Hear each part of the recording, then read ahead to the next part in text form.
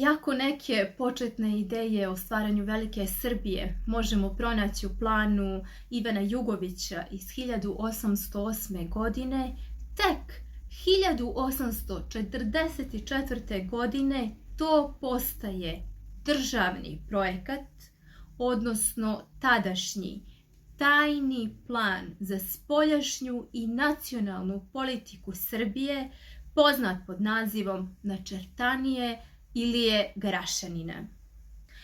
Srpska javnost se po prvi put mogla upoznati sa ovim projektom kroz kratak tekst srpskog političara Milana Milićevića, koji je objavljen u pomeniku 1888. godine. Doktor Dragoslav Stranjaković, koji je objavio knjigu Kako je postalo Garašaninovo Načertanije 1939. godine, otkriva nam neka nova saznanja.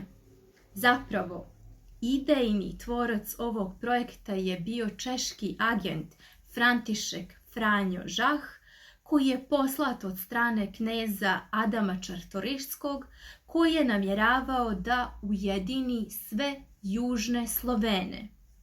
No Garašanin je malo korigovao Zahov plan tako što je sve slovensko pretvorio u srpsko i to je zapravo postao plan stvaranja Velike Srbije.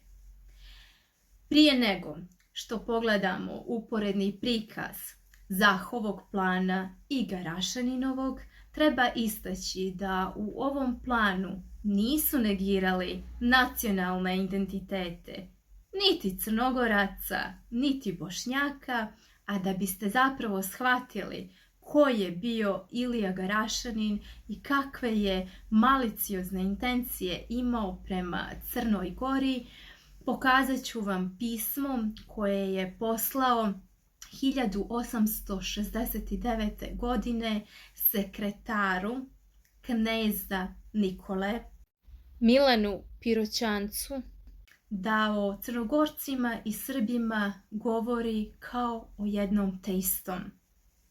Zapravo, oni su na osnovu ovoga plana slali srpske agente koji su bili sekretari Vladikama Petrovića, profesori, novinari, urednici novina, kao na primjer što je bio Glas Crnogorca, ili su pokrivali neka druga bitna mjesta kako bi uspješno realizovali projekat prisajedinjenja Crne Gore Srbiji. A sada pogledajte. Treba napomenuti da je dr. Stranjaković bio srpski istoričar, a da je izdavač Srpska kraljevska akademija i u uvodnom dijelu konstatuje sljedeće. Čartoriski je smatrao da će Srbija biti najpouzdaniji i najglavniji činilac u rješavanju istočnog pitanja i zbog toga joj je u programu svoje emigratske politike obratio najveću pažnju. Po njegovom planu trebalo je raditi na tome da se svi južni Sloveni okupe oko Srbije kao oko Pijemonta i da se sa njom ujedine u veliku i moćnu Jugoslaviju. Sa lijeve strane nalazi se Zahov plan i dok Zah piše o ciljevima južnih Slovena, Ilija Garašanin je to prepravio na srpske ciljeve, što jasno vidite sa desne strane. Analizom kompletnog plana lako je uočljivo da je Ilija Garašanin sve slovensko prepravljao u srpsko, tako da je njegov plan postao plan stvaranja Velike Srbije. U ovom planu nisu negirali identitete Crnogoraca i Bošnjaka, a Zah jasno razlikuje Bošnjake koji mogu biti rimokatolički i istočno pravoslavni. U ovom dijelu jasno uviđamo da su razvijali plan kako da Bošnjake, katoličke vjeroispovijesti, udalje od Austrije, a da ih prisajedine Srbiji. Smatrali su da će najlakše realizovati ovaj plan tako što će koristiti njihove fratre kao posrednike koji će prethodno imati adekvatnu edukaciju u Beogradu. Otišli su i korak dalje, te su za sprovođenje ovog cilja odlučili da štampaju literaturu poput molitvenika, pjesme duhovne, a kao treći stepen da napišu kratku i opštu narodnu istoriju Bosne. Citiram: po sebi se pretpostavlja da bi ova istorija morala biti spisana u duhu slavenske narodnosti i sa svim u duhu narodnog jedinstva Srba i Bošnjaka.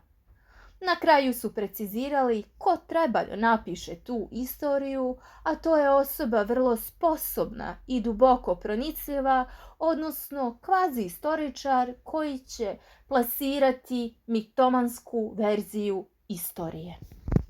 Crnogorci ništa nisu bolje prošli od Bošnjaka, a kod nas se već uveliko sprovodio ovaj projekat stvaranja Velike Srbije, odnosno prisajedinjenje Crne Gore Srbiji, zato što smo već imali neadekvatnu literaturu koju su nam slali iz Srbije, a oni su slali svoje agente koji su postajali sekretari Petrovićima, profesori koji su bili urednici naših novina, tako da je ta propaganda kod nas već uveliko plasirana. Međutim, Karađorđe je također prepoznao da je Crna Gora jako bitna sa vojnog stanovišta, te je odlučio da šalje 1000 ćesarskih dukata svake godine kao pomoć Crnoj Gori, a evo razloga i zašto.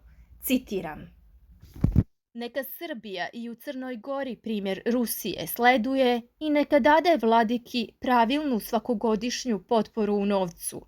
Srbija će na ovaj način za malu cenu imati prijateljstvo zemlje koja najmanje 10.000 brdskih vojnika postaviti može. A da je ovaj plan zaista realizovan, o tome je pisao srpski istoričar dr. Radoš Ljušić u knjizi Knjiga o načrtaniju. Kaže sljedeće: plan srpske vlade o pridobijanju Crne Gore davanjem novčane pomoći počeo je odmah da se sprovodi u djelo, pa je krajem 1844. godine Crna Gora dobila prvu novčanu pomoć od Srbije.